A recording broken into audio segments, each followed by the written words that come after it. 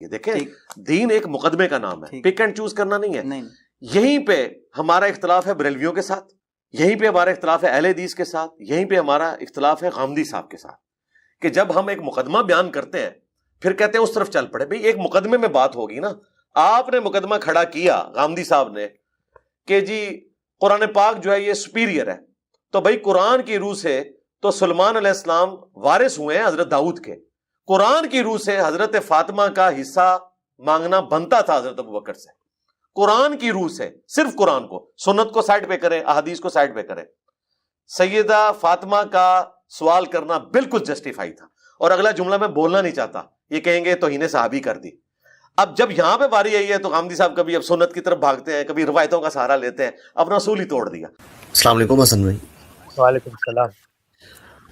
تنازع باغ فتح کے معاملے میں غامدی صاحب کا موقف بظاہر قرآن کے مقابل حدیث سے ماخوذ معلوم ہوتا ہے، یا ہمیں سمجھنے میں غلطی لگی ہے کہ غامدی صاحب نے قرآن میں بیان قانون وراثت کی تردید خبر واحد یعنی حدیث سے کی ہے. اس پر وضاحت درکار ہے کہ غامدی صاحب کا موقف اصل اور فرع سے کیسے جڑ رہا ہے. ان کے موقف کی قرآنی نص کیا ہے، یا یہ ان کی اصول دین فہمی کی خلاف ورزی ہے؟ نہیں، یہ قرآن مجید کے عین مطابق ہے، لیکن اصل سوال اطلاق کا ہے. میرے والد صاحب کا ایک ترکہ ہے، بطور اولاد کے میرا یہ دعویٰ ہے. میرے والد صاحب کے ساتھ بعض لوگ موجود ہیں جن کا دعویٰ یہ ہے کہ جس چیز کو تم وراثت میں شامل ترکہ مان رہے ہو وہ ترکہ نہیں تھا، اصل میں تو وہ ہمارا اور ان کا معاہدہ تھا اور ایک شیئرڈ پراپرٹی تھی. تو اب یہاں پر بحث قانون وراثت کی ختم ہو گئی، یعنی قانون وراثت کی کوئی بحث ہی نہیں ہے. بحث تو اب اس پر ہوگی کہ جس پراپرٹی کے بارے میں دو نقطہ نظر سامنے آگے ہیں اس میں سے درست نقطہ نظر کون سا ہے. اچھا، جو شخص دوسرے کے موقف کو درست نہیں سمجھتا، گویا وہ اس کو والد کی حقیقی پراپرٹی یا ملکیت یا میراث نہیں مان رہا، تو اس کی جگہ پر کھڑے ہو کر اگر آپ دیکھیں تو وہ تو قانون وراثت کے مطابق فیصلہ کر رہا ہے کہ ان چیزوں کی تقسیم کر رہا ہے جو ملکیت میں تھے. جو ملکیت میں نہیں تھے ان کی تقسیم کے بارے میں کہہ رہا ہے کہ وہ جس ملکیت میں تھے وہیں پہ رہیں گے. تو یہ پس منظر ہے اس پوری بحث کا کہ رسالت مآب صلی اللہ علیہ وسلم کو اللہ تعالیٰ نے خود قرآن مجید میں یہ بتایا ہے کہ آپ چونکہ پیغمبر ہیں تو آپ کے گزر بسر کے لیے ایک خاص رقم ہے جو متعین کر دی گئی ہے، اور وہ رقم اسٹیٹ اس کی ذمہ داری لے گی. ظاہری بات ہے جس وقت فتوحات ہوئی ہیں تو مال آیا ہے، بیت المال میں جمع ہوا، وہاں سے اس پس منظر میں کچھ چیزیں مختص کر دی گئی ہیں جہاں سے آپ استفادہ کر رہے ہیں. کیا وہ آپ کی ملکیت بن گئی ہیں؟ یہ ہے اصل سوال. تو سیدنا ابوبکر نے جس پس منظر میں فیصلہ کیا، صرف سیدنا ابوبکر ہی نے نہیں، اگر آپ اس پر ہماری تفصیلی گفتگو دیکھیں غامدی صاحب کے ساتھ، تو جو باقی ورثاء ہیں خود اہل بیت میں سے وہ بھی اس موقف پر مطمئن ہوئے ہیں. ایسا نہیں ہے کہ ان میں سے کسی کا اختلاف سامنے آیا، وہ اس پر مطمئن ہے. اور سیدنا ابوبکر نے بھی نعوذ باللہ من ذالک ہرگز یہ نہیں کیا کہ آتے ہی کچھ جو اس طرح میں کہانیاں سنائی جاتی ہیں کہ جیسے وہ ساری کی ساری واپس لے لی. نہیں، اس سے جو خیر وابستہ تھا وہ اس کو انہی کے ساتھ مختص رکھا. بس اس نقطہ نظر کو واضح کر دیا کہ یہ چیزیں میراث کا حصہ نہیں بنتی. تو قرآن کا قانون میراث ترکے سے متعلق ہے. کیا چیز ترکہ ہے، کیا چیز ترکہ نہیں ہے، یہ علم کی عقل کی بحث ہے. اس کو تو اس جگہ پر طے ہونا ہے. اب جب میرے سامنے صحیح بخاری کی ایک روایت ہے غامدی صاحب سے، اس کا مفہوم اور مدعا ہم جانیں گے. سیدنا ابوبکر کی نسبت سے ایک مرفوع روایت بیان کی جاتی ہے کہ وہ کہتے ہیں کہ رسول اللہ صلی اللہ علیہ وسلم خود فرما کے گئے ہیں کہ ہماری میراث نہیں ہوتی، ہم انبیاء جو کچھ چھوڑ جاتے ہیں وہ صدقہ ہوتا ہے، اور یہ کہ آل محمد کے اخراجات اسی مال سے پورے کیے جائیں گے، مگر انہیں یہ حق نہیں ہوگا کہ کھانے کے علاوہ اور کچھ تصرف کرے. میں اللہ کی قسم آپ کے صدقے میں سے جو آپ کے زمانے میں ہوا کرتا تھا اس میں کوئی رد و بدل نہیں کروں گا، بلکہ وہی نظام جاری رکھوں گا جسے نبی صلی اللہ علیہ وسلم نے قائم کیا تھا. پھر سیدنا علی ابوبکر رضی اللہ عنہ کے پاس آئے اور کہنے لگے، اے ابوبکر، ہم آپ کی فضیلت و مرتبے کا اقرار کرتے ہیں. اس کے بعد انہوں نے نبی کریم صلی اللہ علیہ وسلم سے اپنی قرابت اور اپنے حق کا ذکر کیا. ابوبکر رضی اللہ تعالیٰ عنہ نے فرمایا، اس ذات کی قسم جس کے ہاتھ میں میری جان ہے، آپ صلی اللہ علیہ وسلم کی قرابت والوں سے سلوک کرنا مجھے اپنی قرابت والوں سے سلوک کرنے سے زیادہ پسند ہے. ہم سب یہ پس منظر تو باغ فدق کا ہے، اس پر آپ کا نقطہ نظر سامنے آتا رہتا ہے. روایت کو سامنے رکھ کے دو تین سوالات ہیں وہ میں آپ کی خدمت پہ رکھتا ہوں. پہلی چیز یہ ہے کہ اگر دین اور شریعت نے وراثت کا کوئی قانون مقرر کیا ہے تو جس طرح ہم عام مسلمان اس کے پابند ہیں تو انبیاء کو بھی ہونا چاہیے. کیا قرآن مجید میں کوئی ایسا استثناء موجود ہے جس سے رسول اللہ صلی اللہ علیہ وسلم بطور نبی کے میراث لینے اور آگے تقسیم کرنے کا حق نہیں رکھتے؟ یہ استثناء کیسے پیدا ہوا، اور اگر پیدا ہوا ہے خبر واحد سے پیدا ہوئے، خبر واحد تو دین میں کوئی مستقل بذات حکم نہیں دے سکتی. پہلے سوال کے جواب ارشاد فرمائیں کہ یہ روایت قرآن میں دیے گئے میراث کے عمومی مطلق قانون کے اندر ایک تخصیص پیدا کر رہی ہے خبر واحد کے ذریعے. سب سے پہلے خود قرآن کا قانون سمجھنا چاہیے. میں نے تو بارہا لوگوں کو توجہ دلائی ہے کہ اللہ تعالیٰ نے میراث کے بارے میں جو ہدایات سورہ نساء میں دی ہیں ان کے پس منظر کو اور خود ان کے الفاظ کو بہت اچھی طرح سمجھنے کے بعد ہی وہ باقی سب چیزوں کو سمجھ سکتے ہیں. پس منظر یہ ہے کہ پہلے سے میراث کی تقسیم کے بارے میں کچھ روایات چلی آ رہی تھی. ان کو قرآن مجید نے معروف سے تعبیر کیا ہے. معروف یعنی سوسائٹی کا دستور. ایک رواج ہے، اس کے تحت معاملات ہو رہے ہیں. پہلے مرحلے میں تو یہی توجہ دلائی کہ لوگ اس معروف کی اور اس رواج کی پابندی کریں. اس کے بعد پھر سورہ نساء کی آیات 11-12 میں اللہ تعالیٰ نے ارشاد فرمایا کہ معروف میں بہت سی چیزیں نزاع کا باعث بنتی ہیں، کیونکہ میراث ایک ایسی چیز ہے کہ زندگی میں آپ فیصلے کرتے ہیں، کسی کو کوئی معاملہ ہے، کوئی اختلاف ہے، بات ہو جائے گی. مرنے کے بعد آپ کیا چھوڑ کے گئے ہیں اس کو تقسیم ہونا ہے. اس میں پہلا سوال، اور یہ بڑا نازک سوال ہے، وہ یہ ہے کہ حقدار کون ہے. تو حقدار کون ہے کے بارے میں ہم دنیا کی تاریخ میں جاتے ہیں، معلوم ہوتا ہے کہ 10 قسم کی آرا رہی.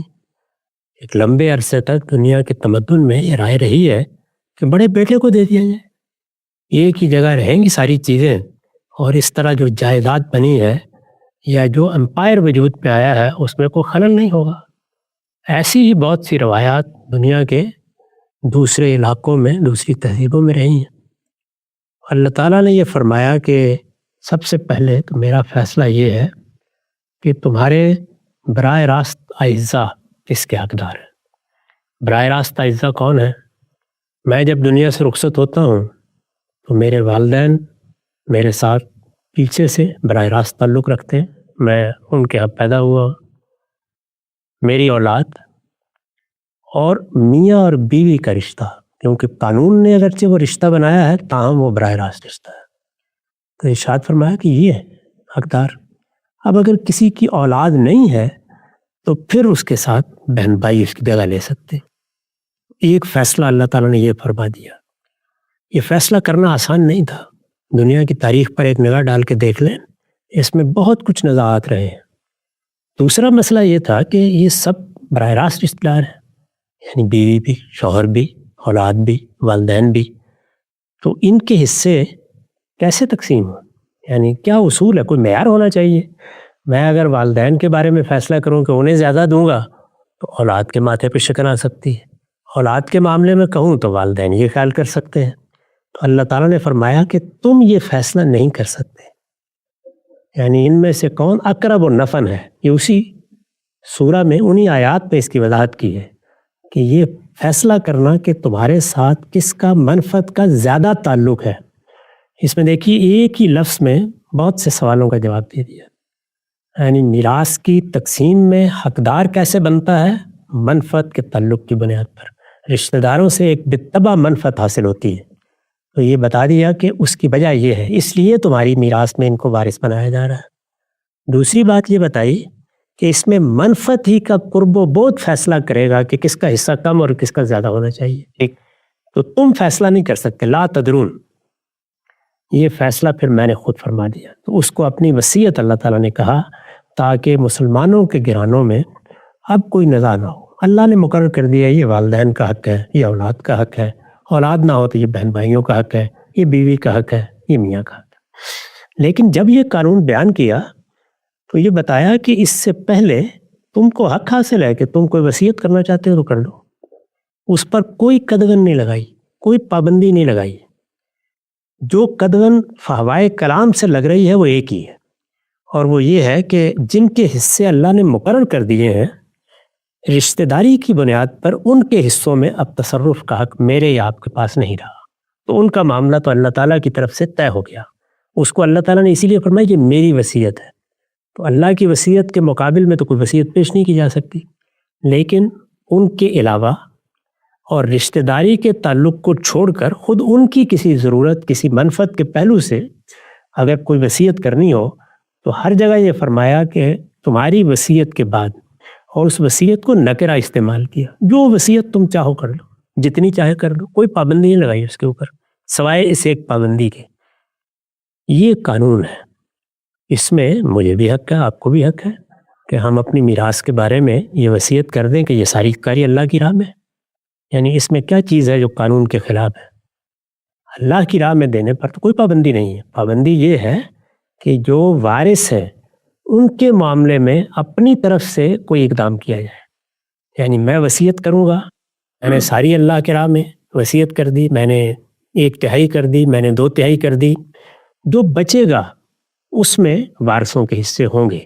اگر میں سارا کا سارا اللہ کی راہ میں دے دیتا ہوں تو اس میں کوئی قانونی رکاوٹ نہیں ہے۔ رسول اللہ نے ایک موقع پر صرف نصیحت کی تھی کہ ایسا نہ کرو تو اچھا ہے، یعنی اپنے ایک صحابی کو انہوں نے کہا میں سب اللہ کی راہ میں دینا چاہتا ہوں، تو فرمایا تمہارے اعزا اقربا ہیں، ان کو کیوں دوسروں کا محتاج چھوڑ کے جا رہے ہیں؟ پابندی کوئی نہیں ہے۔ تو اس لیے اگر یہ معاملہ جو صدیق رضی اللہ عنہ کے سامنے پیش ہوا اس کو میراث کا معاملہ مانا جائے تو رسالت مآب نے جو کچھ فرمایا وہ سیدنا صدیق سے بڑھ کر کس کی روایت ہو سکتی تھی کہ جس کو قبول کرنے سے انکار کر دیا جائے؟ وہ فرما رہے ہیں کہ آپ نے یہ کہا تھا کہ ہم انبیاء لا نرث ولا نورث، نہ ہم کسی چیز کے مالک بنتے ہیں جو دنیا میں ہوتا ہے بس اس کو استعمال کر لیتے ہیں، نہ اپنی میراث چھوڑ کے جاتے ہیں کہ وہ لوگوں میں تقسیم کی جائے، جو ہم چھوڑتے ہیں ما ترکنا صدقہ، وہ اللہ کی راہ میں خرچ کر دیا جائے۔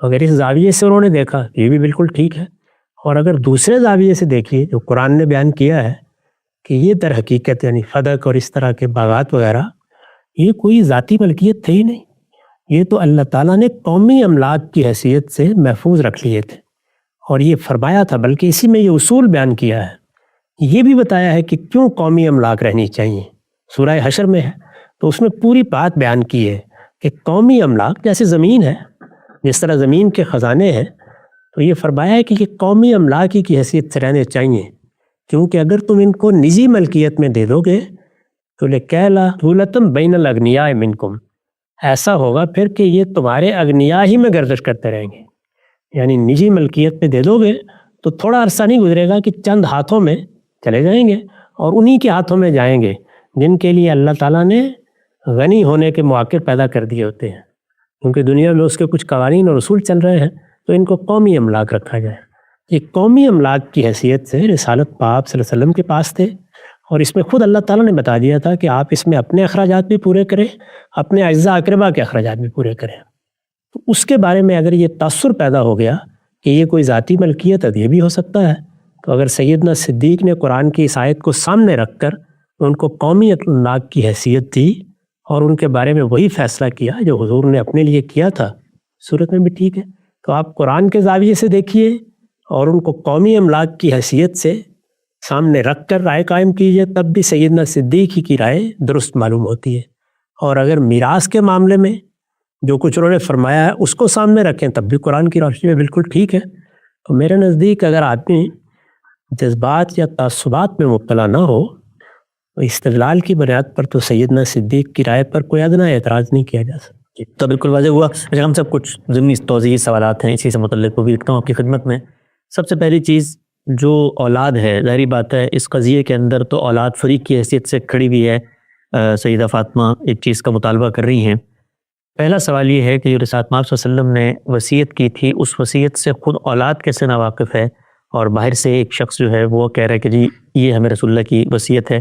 تو وصیت تو عام طور پہ یہ ہوتا ہے کہ تمام اعزاء اس وصیت سے واقف ہوتے ہیں، ظاہری بات ہے اس معاملے میں اولاد کے پاس جو ہے کچھ نہیں آ رہا، تو رسول اللہ صلی اللہ علیہ وسلم کی نسبت سے اگر یہ بات آئی ہے تو عقل یہ کہتی ہے کہ یہ بات تو بچوں کو پہلے معلوم ہونی چاہیے تھی بنسبت باہر والوں کے۔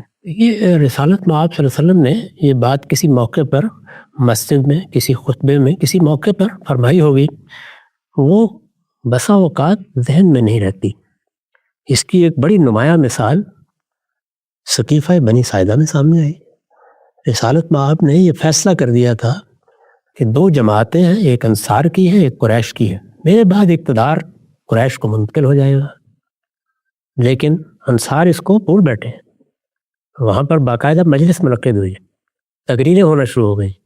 سیدنا صدیق نے ہی یاد دلایا اور سعد بن عبادہ رضی اللہ عنہ کو مخاطب کر کے یاد دلایا کہ لقد علمت یا سعد، آپ کو معلوم ہے نا کہ حضور نے یہ فرمایا تھا. تو اس وقت ان کو یاد آ گیا، انہوں نے اس کی تصدیق کر دی. تو ایسا بارہ ہوتا ہے کہ ایک چیز کہی گئی تھی لیکن وہ ذہن میں نہیں رہی، توجہ نہیں رہی، یا اس کی کوئی دوسری توجیہ ذہن میں ہے جس توجیہ پر آپ مطمئن ہیں. یعنی وہ بات کسی خاص مال کے بارے میں فرمائی گئی تھی، اس کے بارے میں نہیں فرمائی گئی تھی. تو اس طرح کی بہت سی چیزیں ہو سکتی ہیں جن کو سامنے رکھ کر سیدہ نے یہ خیال کیا ان کے بارے میں بھی کوئی ایسی رائے نہیں قائم کرنی چاہیے. وہ کون سا معاملہ ہے جس میں دو آراء نہیں ہو جاتی، استدلال کی بنیاد پر دیکھا جائے گا. تو سیدنا صدیق کا استدلال انتہائی قوی ہے. اس وجہ سے معاملہ کیا ہوا کیا نہیں ہوا، کیوں غلط فہمی ہوئی، یہ اگر نہ بھی ہماری سمجھ میں آئے تو آخر اس میں اتنا زیادہ سر کھپانے کی ضرورت ہی کیوں ہے. جو اصل معاملہ ہے وہ قرآن کی روشنی میں بالکل بات. یہ بات سمجھ میں آتی ہے. ہم سب ہوتا ہے اکثر کہ کسی بزرگ کو، کسی بڑے کو، کسی ایک فریق کو بھی بات کہہ دی جاتی ہے کہ میرے بعد اس طرح معاملات کرنا. اولاد کے علم میں بہت ساری چیزیں ہیں جو مرنے کے بعد آتی ہیں. اچھا ہم سب تھوڑا نازک سوال ہے لیکن ایک اعتراض پیدا ہوتا ہے تو میں آپ کی خدمت میں رکھ دیتا ہوں جو آپ نے موقف پیش کیا.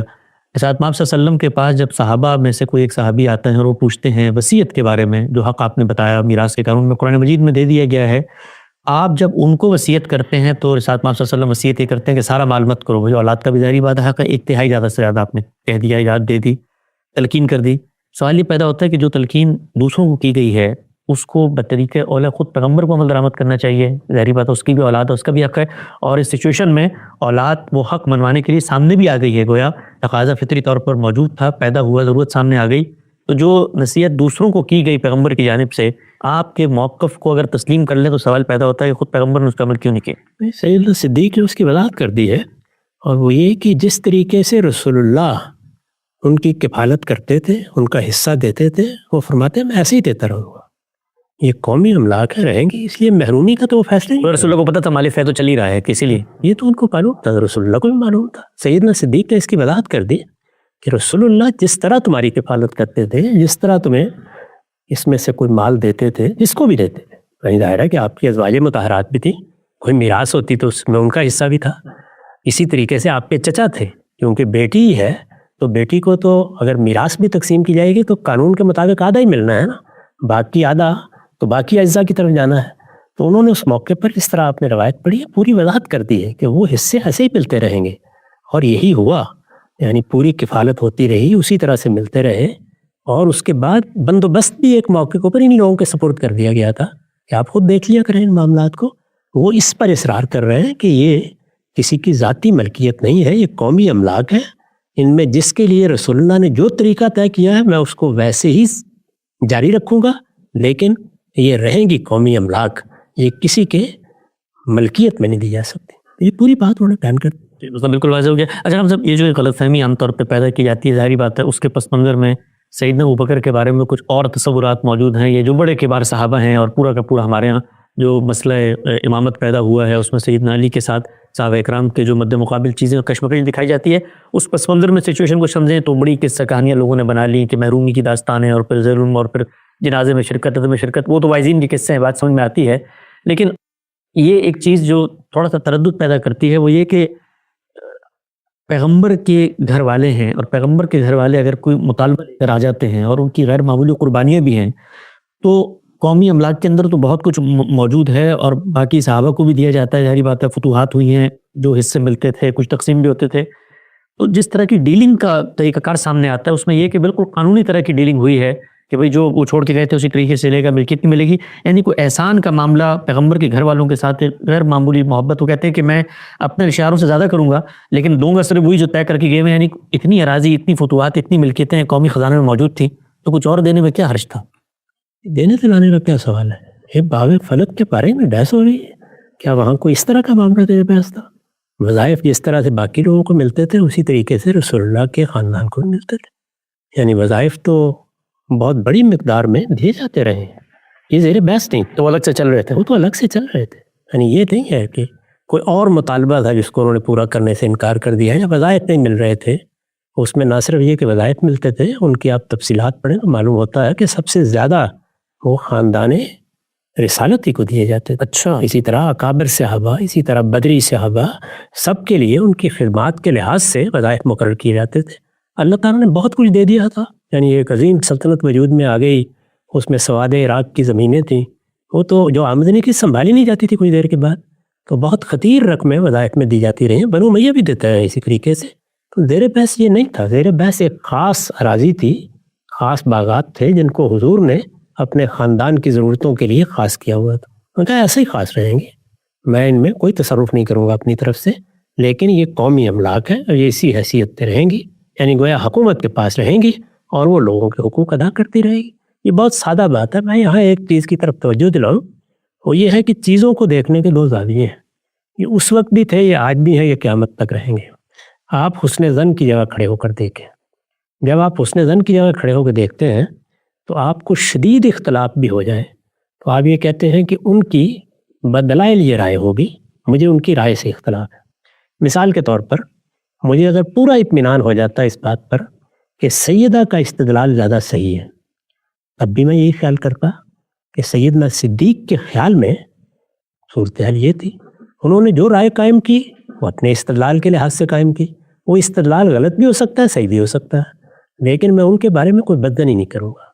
میں نے بارہا اپنے اہل تشیع بھائیوں کو یہ مشورہ دیا ہے کہ وہ اپنے پورے موقف پر قائم رہیں، مخالفین کے بارے میں یہ مان لیں کہ ان کی رائے سے یا ان کے مقدمات سے ان کا اختلاف دلائل کی بنیاد پر، اور یہ کہہ دیں کہ ان کے دلائل کمزور ہیں، ہم ان کو نہیں مانتے۔ یہ سارے جو کچھ بھی اختلافات ہیں یہ اگلے دن بالکل ختم ہو جائیں گے، یعنی اختلافات رہیں گے لیکن مخالفتیں ختم ہو جائیں گی، طعن و تشنیع ختم ہو جائے گی، نفرتیں ختم ہو جائیں گی۔ یہ بات یہ ہے کہ میرے اور آپ کے درمیان ایک جائیداد کے بارے میں کوئی مسئلہ ہو گیا ہے، ایک رائے آپ کی ایک میری ہے، ایک یہ ہے کہ میں یہ کہوں کہ ان کی تو نیت خراب ہو گئی، انہوں نے قبضہ کر لیا اس کے اوپر، ایک یہ ہے کہ میں یہ کہوں کہ ان کا نقطہ نظر مجھ سے مختلف ہے، ان کے دلائل کمزور ہیں، میں ان دلائل کی بنیاد پر یہ رائے رکھتا ہوں، یہ رائے رکھتے ہیں۔